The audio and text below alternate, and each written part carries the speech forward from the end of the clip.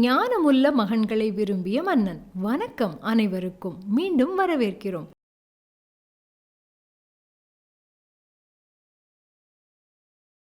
இன்று நாம் ஆயிரக்கணக்கான ஆண்டுகளுக்கு முன் பண்டைய இந்தியாவிற்கு உலகின் மிகச்சிறந்த ஞான கதைகளின் தொகுப்புகளில் ஒன்றின் பிறப்பிடத்திற்கு செல்கிறோம்.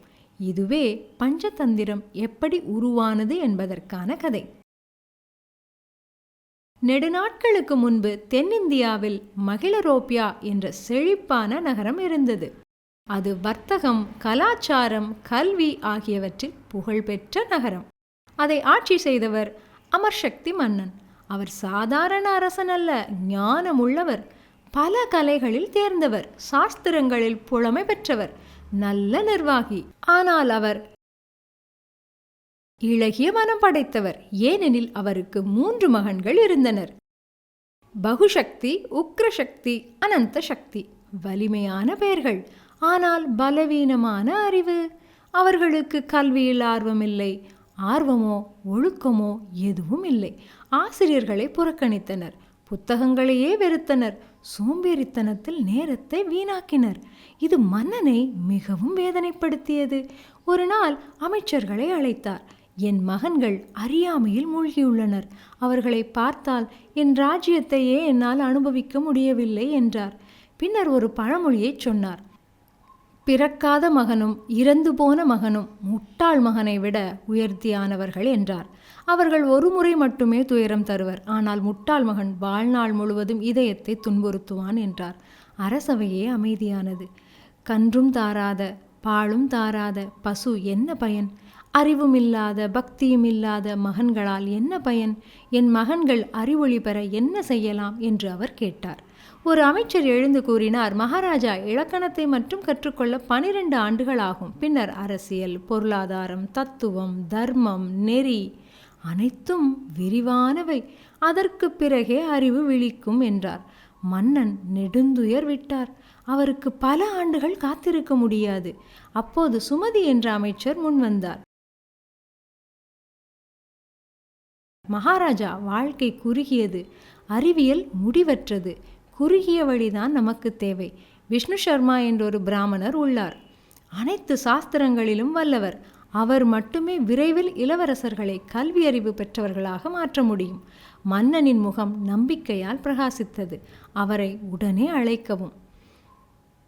விஷ்ணு சர்மா அரசவைக்கு வந்தார். அமைதியானவர், வயதானவர், ஆனால் ஆழமான ஒளியுடன் மன்னனை மரியாதையுடனும் கூறினார். என் மகன்களை அரசியல் மற்றும் தர்மத்தில் கல்வி கற்பிக்கவும். வெற்றி பெற்றால் 100 வரிவிலக்கு கிராமங்களை வழங்குவேன் என்றார். விஷ்ணு சர்மா மெதுவாக சிரித்தார். நான் என் ஞானத்தை விற்கவில்லை என்றார். அரசவை அதிர்ந்தது. எனக்கு 80 வயது, செல்வம் வேண்டாம், ஆனால் என் உறுதியை கேளுங்கள். அவரது குரல் சிங்க கர்ஜனையைப் போல ஒலித்தது. 6 மாதங்களில் உங்கள் மகன்களை அரசியல் ஞானத்தில் வல்லவர்களாக மாற்றவில்லை என்றால் என் பெயரையே இழக்க தயார் என்று கூறினார். அரசவை மூச்சு வாங்கியது. தோல்வியடைந்தால் சொர்க்கத்திற்கும் தகுதியில்லை. மன்னன் மரியாதையுடன் தலைவணங்கினார். விஷ்ணு சர்மா இளவரசர்களை காட்டு ஆசிரமத்திற்கு அழைத்துச் சென்றார். அவரது இலக்கண புத்தகங்களை திறக்கவில்லை, பெரிய சாஸ்திரங்களை எல்லாம் படிக்கவில்லை. அவர் கதைகள் சொல்லத் தொடங்கினார். மனிதர்களைப் போல பேசும் மிருகங்கள், நரிகள், காகங்கள், ஆந்தைகள், குரங்குகள், முதலைகள், நண்பர்கள், பகைவர்கள். முதலில் மகிழ்ச்சி, பின்னர் அறிவு. அவர் இந்த கதைகளை 5 தந்திரங்கள் என பிரித்தார். மித்ரபேதம், நட்பின் உயர்வு. மித்ர லாபம், நட்பு பெறும் கலை. காகோலூக்கியம், யுத்தம் மற்றும் அரசியல். லாபநாசம், அறியாமையால் இழப்பு. அபரீக்ஷிதஹாரகம், சிந்தனையின்றி செயல்.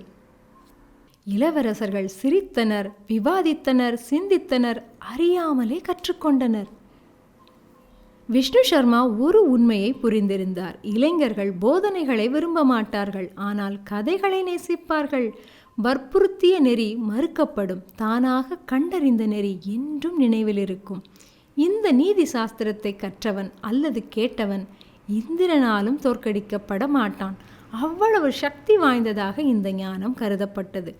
பஞ்சதந்திரம் பொழுதுபோக்கிற்காக மட்டுமல்ல, ஆட்சியாளர்களை உருவாக்குவதற்காக. தந்திரம், நட்பு, எச்சரிக்கை, தலைமை, பொது அறிவு, இன்றும் அது உயிருடன் உள்ளது. ஏனெனில் மனிதனின் இயல்பு மாறவில்லை. பேராசை இன்னும் உள்ளது. பொறாமை இன்னும் நட்பை அளிக்கிறது. அவசரம் இன்னும் பச்சாதாபம் தருகிறது. ஞானம் இன்னும் கதைகளிலிருந்து பிறக்கிறது. அமர் சக்தி தனது மகன்களை பற்றி கவலைப்பட்டார். ஆனால் ஞானத்தை வற்புறுத்த முடியாது என்பதை புரிந்த ஆசிரியரை கண்டார். சில நேரங்களில் ஒரு பாடத்தை கற்பிக்க சிறந்த வழி அழுத்தமல்ல, ஒரு நன்றாக சொல்லப்பட்ட கதை. அவ்வாறே பஞ்சதந்திரம் தொடங்கியது. மீண்டும் சந்திப்போம். ஆர்வமாக இருங்கள், சிந்தனையுடன் இருங்கள். எளிய கதைகளில் மறைந்திருக்கும் ஞானத்தை நினைவில் கொள்ளுங்கள்.